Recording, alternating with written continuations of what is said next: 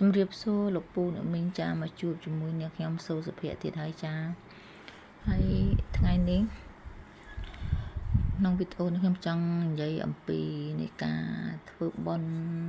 ចូលឆ្នាំដែលបងប្អូនយកអញ្ជើញលោកយាយលោកតាបងប្អូនមីងមាមកមួយទឹកចានេះក្នុងកម្មវិធីបុណ្យនៅផ្ទះមីងហ្នឹងគេងូតទឹកឲ្យលោកយាយលោកតាតែខ្ញុំក្នុងនាមខ្ញុំដែលអត់ម្ដាយហ្នឹងខ្ញុំឃើញគេធ្វើក៏មានក្តីរំភើបចង់នឹងស្រក់ទឹកភ្នែកហ្នឹងហើយចាំបងបងអត់ទី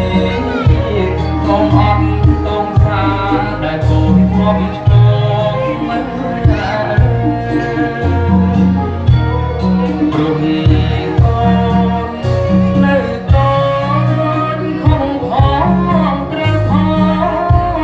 ្រមតែ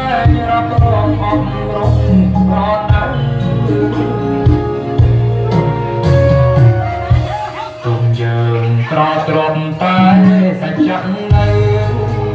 រកានោះពុទ្ធធម៌ជាផ្លូវបងកូនសុខសាន្ត